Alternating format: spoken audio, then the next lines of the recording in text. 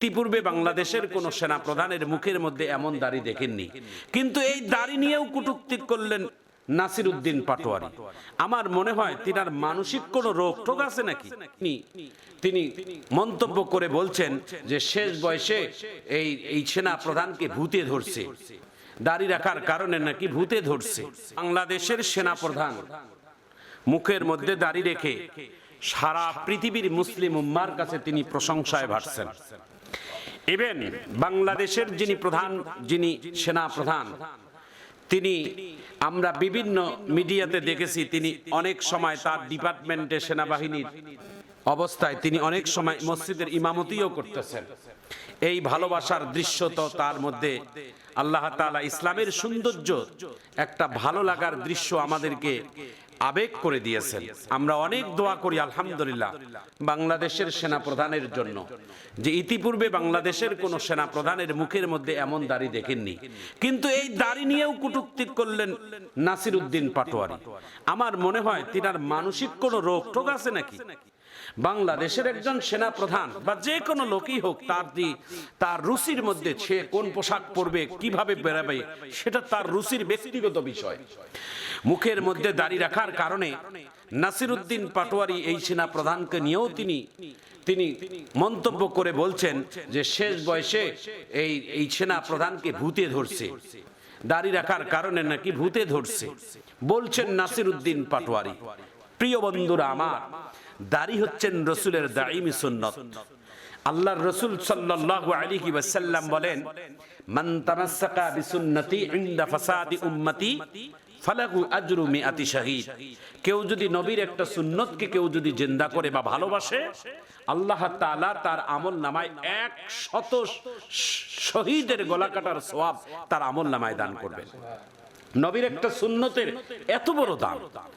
হাদিসে কুরসির ভিতরে পাওয়া যায়, যদি কোনো মানুষের পাঞ্জাবির পকেটের মধ্যে একটা সাধারণ মেসওয়াক থাকে, মেসওয়াক, উজুর আগে মেসওয়াক করা, এটাও নবীর সুন্নত।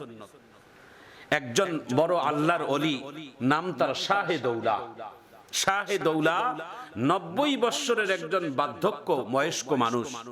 উজুখানায় উজু করার আগে তিনি মেসওয়াক বাহির করে দাঁতের মাড়ির মধ্যে মেসওয়াক লাগাচ্ছে, অথচ তার দাঁত নেই। শাহে দৌলা দাঁতের মাড়ির মধ্যে মেসওয়াক লাগাচ্ছে। তার এক ভক্তই বলতেছেন, ওস্তাদ আপনার তো দাঁতে নাই, আপনি মেসওয়াক লাগান কোথায়? উজুর শেষে শাহে দৌলা ভক্তকে জবাব দেয়, আল্লাহ আমার দাঁত কেড়ে নিয়েছে, কিন্তু নবীর সুন্নত আমি বিদায় দেই নাই। নবীর সুন্নত আজও আমি রেখে আমার দাঁতের মাড়ির কাছে আমি লাগাইয়া আমি আল্লাহকে বলি, আল্লাহ তুমি আমার দাঁত উঠাই নিয়েছো, কিন্তু আমি আমার নবীর সুন্নত এখনো বিদায় দেই নাই। সুবহানাল্লাহ। কুল ইন কুনতুম তুহিব্বুনাল্লাহ ফাত্তাবিউনি ইউহিব্বুকুমুল্লাহ ওয়া ইয়াগফির লাকুম যুনুবাকুম ওয়াল্লাহু গফুরুর রহিম। শুধু তাই নয়, নবীর একজন সাহাবী উজু করছিলেন, নবী উজু দেখে দেখে হাঁটছিলেন। নবীর সাহাবী উজু শেষে নবীর কাছে যায়, বলছেন, নবী আমার উজু দেখে কেন হাসলেন? আল্লাহর নবী বলে, তোমার উজু দেখে হাসি নাই, কিন্তু তুমি যখন উজু করছিলা, উজুর পানি যখন মুখে লাগাইয়া যখন দাড়ির মধ্যে এইভাবে নাড়ানাড়ি করছিলা, তখনও তোমার দাড়ির মধ্যে অসংখ্য রহমতের ফেরেশতারা খেলাধুলা করছিল, আমি ফেরেশতা দেখে হাসছিলাম। ও মুসলমান ভাইয়েরা আমার, নবীর এই দাইমি সুন্নতটাকে নিয়ে যারা হাসি ঠাট্টার পাত্র বানায়, সেজন্য নবীজিকে বেইজ্জত করে। কারণ আল্লাহর নবীর সুন্নতের এটা একটা দাইমি সুন্নত। এই নবীর সুন্নত নিয়ে বেফালতু কথা বলা যাবে না। নবীর এই সুন্নতটা রাখার কারণে অনেক মানুষ জীবন দিয়েছে। বিগত দিনে দাড়ি রাখার কারণে মানুষের চাকরি চলে গেছে। বিগত দিনে এই দাড়ি রাখার কারণে মানুষের অফিসারগিরি র্যাঙ্ক নষ্ট হয়ে গেছে। এই দাড়ি রাখার কারণে মানুষ জঙ্গি বলে আখ্যা দিয়ে জেলখানায় ঢুকাই দিয়েছে।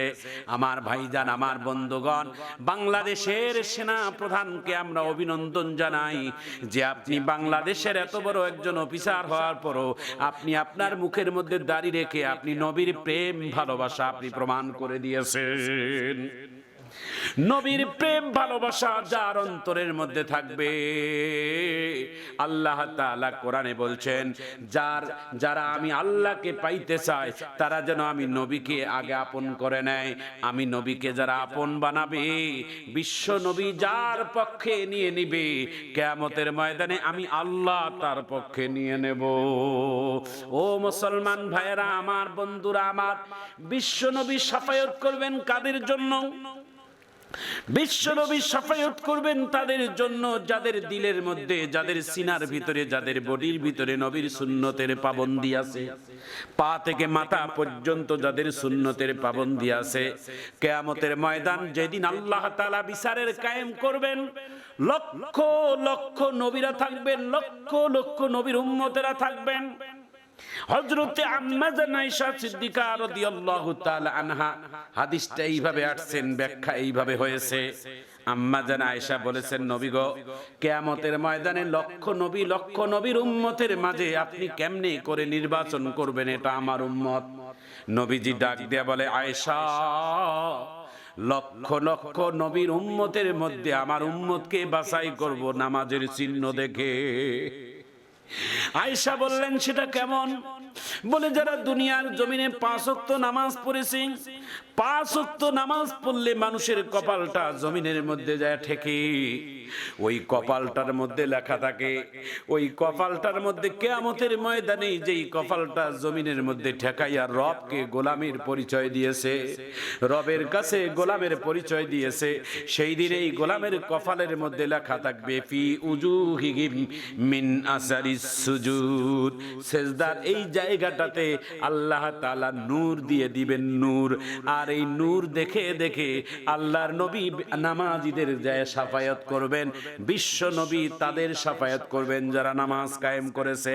মিথ্যুকেরা, মিথ্যাবাদীরা যায় বলবেন, নবী গো, আমরাও তো আপনাকে ভালোবেসেছি, আপনি আমার জন্য শাফায়াত করেন। বিশ্ব নবী বলবেন, সুকান সুকাল লিমান গায়্যুরা মিন বাদি, দূর হয়ে যা আমার চোখের সামনে থেকে, তুই মিথ্যা বলছিস, কারণ তোর কপালের মধ্যে আমি সেজদার চিহ্ন দাগ দেখা পাচ্ছি না। কোন কোন হাদিসের রেওয়াতে এইভাবে আসছে যে আল্লাহ তাআলা কিয়ামতের দিন বলবে, ও বান্দা, একটা সেজদা রবের সামনে দেখাই দিয়ে জান্নাতে যাও। তখন গুনাহগার যারা মিথ্যুক তারা বলবে, একটা সেজদা দিয়ে জান্নাত, তাহলে তো আর কষ্ট করার দরকার নাই, রবের সামনে সেজদা দিতে যাবে। কিন্তু যারা নামাজি তারা যায় রবের সামনে আল্লাহু আকবার বলে সেজদায় যাবে। কিন্তু বেনামাজি যারা, তারা রবের সামনে যখন আল্লাহু আকবার বলবে তার মুখের মধ্যে তালা লাগা থাকবে, যখন রুকুতে যাইতে যাবে তার পিঠটা আল্লাহ তাআলা কাঠ বানিয়ে দেবে, তার সেজদা হবে না, তার রুকু হবে না। আল্লাহর সামনে বাটপারি কখনো চলবে না, আল্লাহর সাথে কখনো নকলগিরি চলবে না। আল্লাহর কাছে সহি আমল নিয়েই যেতে হবে। আখলিস দীনাকা ইয়াকফিকাল আমালুল কলিল, এমন বিশুদ্ধ আমল করো যে অল্প আমলেই তোমাদের জন্য নাজাতের জন্য যথেষ্ট হইবে। প্রিয় বন্ধুরা আমার, এই জন্য প্রিয় নবীর শান মানকে কখনো নষ্ট করবেন না। প্রিয় নবীর মহাব্বত আর ভালোবাসা যার সিনার মধ্যে, যার হৃদয়ের মধ্যে থাকবে, সেই সিনা ভরা মহাব্বত প্রেমিক মানুষগুলাই কিয়ামতের ময়দানে নবীর শাফায়াত পাবে। প্রিয় নবী সাল্লাল্লাহু আলাইহি ওয়াসাল্লামের একজন সাহাবী প্রশ্ন করলেন, ইয়া রাসূলুল্লাহ, আপনাকে দুনিয়াতে একটা দিন না দেখলে আমরা থাকতে পারি না গো নবী, আপনার দর্শনে না আসলে আমরা ঘুমাইতে পারি না গো নবী, আপনি যেদিন দুনিয়া থেকে চলে যাবেন আমরা কার চেহারা দেখবো গো নবী, আমরা কাকে নিয়ে বেঁচে থাকবো গো নবী? তা আপনি একটু বলে দেন গো নবী, আপনার সাথে কিয়ামতের ময়দানে কোন কোন জায়গাগুলোতে দেখা হবে, কোন কোন জায়গাগুলোতে আপনার সাথে আমাদের দেখা হবে? বিশ্ব নবী বলছেন, এই সাহাবী, কিয়ামতের ময়দান আল্লাহ তাআলা এত ভয়ঙ্কর বানাবে, কেউ কারো দিকে তাকাবার সময় থাকবে না, কেউ কারো খেয়াল করার মতো সময় থাকবে না, কেউ কারো পরিচয় নেওয়ার মতো সময় থাকবে না। ওই দিন মুসিবতের দিনে আমাকে 4টা জায়গায় তুমি খুঁজলে পাবা, 4টা বিপদের জায়গায় খুঁজলে আমি নবীকে তুমি পেয়ে যাবা। 1 নাম্বার জায়গা, যেই দিন হাসরের ময়দান আল্লাহ তাআলা বিচার করবেন, ওই বিচারের মাঠ অর্থাৎ কিয়ামতের মাঠে যেই দিন আল্লাহ তাআলা বিচার করবেন, সেই জায়গার মধ্যে আমাকে খুঁজে পাবা। বিশ্ব নবী বললেন, আরেকটা জায়গায় কিয়ামতের ময়দানে পাবা, সেটা কোথায়? সেটা হচ্ছেন ফুলসেরাতের ব্রিজের কিনারায়। চুল হতে অধিক চিকন, হীরা হতে ধার, লম্বা হতে আসে পুলগো 30,000, এমন চুলের মতো রাস্তাটা হবে, 30,000 বছরের রাস্তাটা হবে সেই ফুলসেরাত। আর এটা হচ্ছে জান্নাতের মেন রাস্তা। ওই ফুলসেরাতের কিনারায় তুমি খুঁজলে আমাকে পাবা। বিশ্ব নবী বলছেন আরেকটা জায়গায় তুমি আমাকে খুঁজলে পাবা, সেটা হচ্ছে মিজানের পাল্লার কাছে। মিজানের পাল্লা, যেখানে বান্দার বদনামা আর গুনাহনামা যেটাকে ওজন করানো হবে, আল্লাহর নবী সেখানে এতিমের মতো দাঁড়িয়ে থাকবে। আল্লাহর কাছে সেই দিন এতিমের মতো দাঁড়িয়ে থাকবে যে আল্লাহ, আমার গুনাহগার উম্মতগুলোর কি হাল, কি অবস্থা, আমাকে নিজের চোখে দেখতে হবে। হাদিসে কুরসির ভিতরে পাওয়া যায় বিশ্ব নবী একটা উম্মতের জন্য তিনি এই পাল্লা মিজানের কাছে দাঁড়িয়ে থাকবে, মিজানের পাল্লার কাছে দাঁড়িয়ে থাকবে। অল্প স্লাইট আমলনামা হালকা হওয়ার কারণে, ভালো নেকি হালকা হওয়ার কারণে তিনি জাহান্নামে যাবেন। আল্লাহর নবী ডাক দিয়ে বলবেন, এই ফেরেশতারা থামো, আমার উম্মতটাকে তোমরা এইভাবে হ্যান্ডকাপ পরে তোমরা কোথায় নিয়ে যাও? বলে জাহান্নামে। কেন? কয় আমলনামা দুর্বল, এই জন্য নিয়ে যাই। নবীজি বলবেন, আমার চোখের সামনে আরেকবার ওজন দাও, আমি নবীজি নিজেই দেখবো আমার উম্মতের আমলনামা হালকা না পাতলা, হালকা না ভারী, একটু দেখবো। বিশ্ব নবীর সামনে যখন উম্মতের আমলনামা আবার ওজন করানো হবে, বিশ্বনবী সাল্লাল্লাহু আলাইহি ওয়াসাল্লাম তার ডান পকেটের মধ্যে হাত দিয়ে উম্মতের আমলনামার পাল্লার মধ্যে হাত দিয়ে এক ফোঁটা চোখের পানি আল্লাহর কাছে উপহার দিবে। আল্লাহ, এই হাতটা তুমি আমার এই হাতটা বানাইছো, আল্লাহ এই হাতের ইশারায় তুমি লক্ষ কোটি আকাশের চাঁদকে দ্বিখণ্ডিত করেছো, এই হাতকে আল্লাহ তুমি এত ক্ষমতা দিয়েছো, আমার উম্মতের মহব্বতে এই হাতটা আমার উম্মতের আমলনামার পাল্লায় দিলাম, আল্লাহ এবার ওজন হবে, আমাকে বেজ্জত করাইও না, আমার উম্মতের আমলনামাটার জন্য একটু ভারী হয়ে যায়। বিশ্ব নবী কি দয়ার নবী, যখন উম্মতের মিজানের পাল্লার মধ্যে হাত দিবে, হাত দিয়ে সরাবে, একটু আগে দেখছে যে নেকির পাল্লা পাতলা হয়েছে, হালকা হয়েছে, এই জন্য জাহান্নাম এখন নবীজির হাত পড়ার কারণে এমন ভারী হয়েছে যে তার জান্নাত ছাড়া আর কোনো উপায় নেই। বিশ্ব নবী যখনই তিনি হাত দিবে পাল্লা ভারী হয়ে যাবে, আল্লাহর ফেরেশতারা বলবেন, তুমি জান্নাতি, তুমি জান্নাতে যাও। জান্নাতি ব্যক্তিটা নবীর কদমের মধ্যে পড়ে যায় বলবে, হাসরের ময়দানে কেউ কাউকে আপন বলতে আমরা কেউ কাউকে পাইলাম না। ইয়াউমা ইয়াফিরুল মারউ মিন আখি ওয়া উম্মিহি ওয়া আবি ওয়া সাহিবাতিহি ওয়া বানি, কেউ কারো আপন নয়।